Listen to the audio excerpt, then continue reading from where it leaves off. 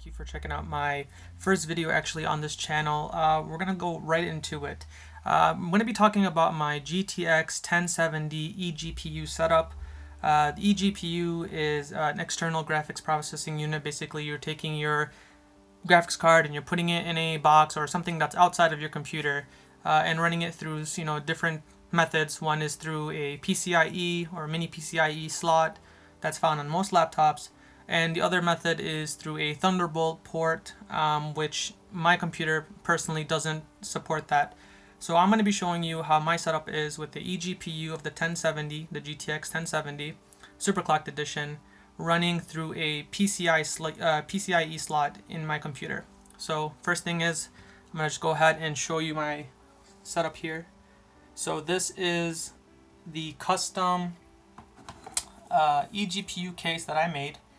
Inside of it is going to be the GTX 1070. It's really hard to see, but just so you know that I'm actually running the GTX 1070.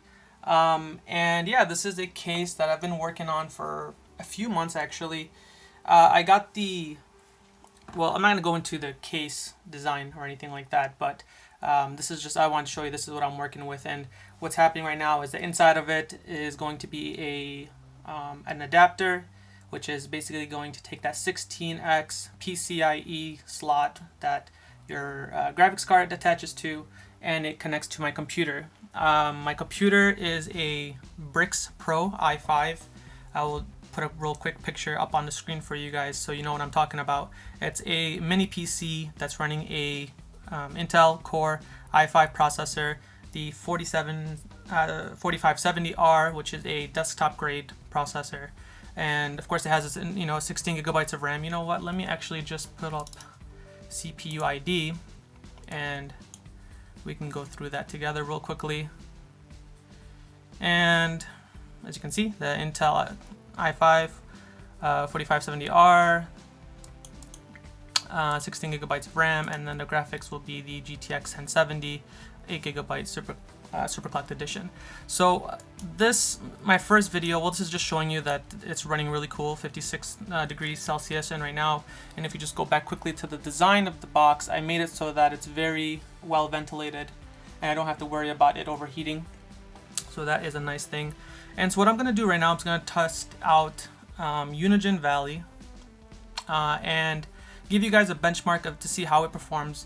There is a bottleneck, I will just tell you that up front. The reason is because that the PCIe slot is a version 1, and most graphics cards, to get the full performance, you probably need the newest version, which is PCIe 3.0, which has a much higher rate of transfer of data between the graphics card and your motherboard.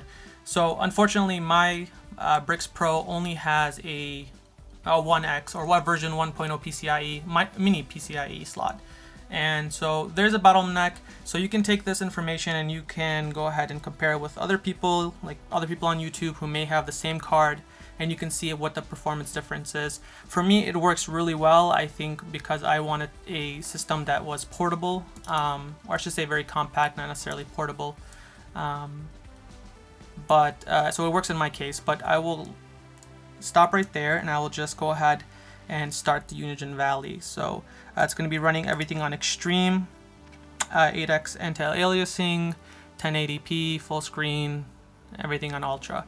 And the reason why I'm recording it through a cell phone camera actually is because whenever I run any kind of software like Camtasia Studio, or any other program that records your screen, it causes a significant drop in frame rates, and so it's not giving you the most accurate assessment of what the card can do if I run it through those software. So I have to use this method here. I don't think it's necessary for you guys to. I'll just focus on, if I can try to position the camera.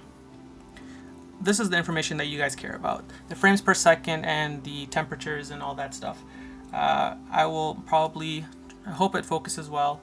I'm going to run the benchmark and then I'll show you the score at the end, which will be in the middle. So here we go. And I will speed this up just so it's not very mundane.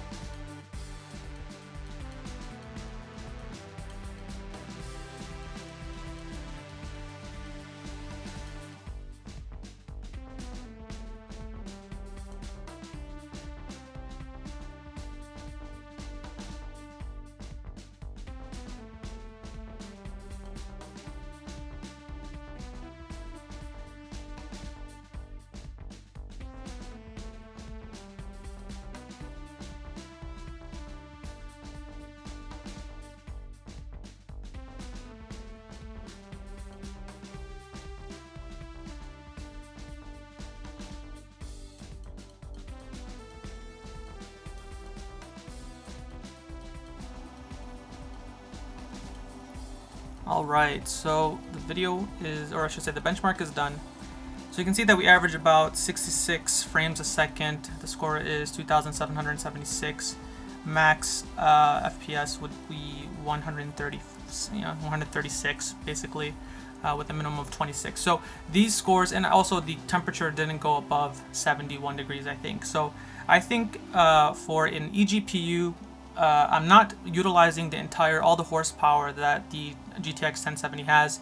The reason I bought this card is because if I ever do change from the Brix Pro, I will probably build my own PC in the future, and I thought that the 1070 would be a great card to have for the future. So it's kind of future-proof, but maybe not really. Technology is always being obsolete very quickly.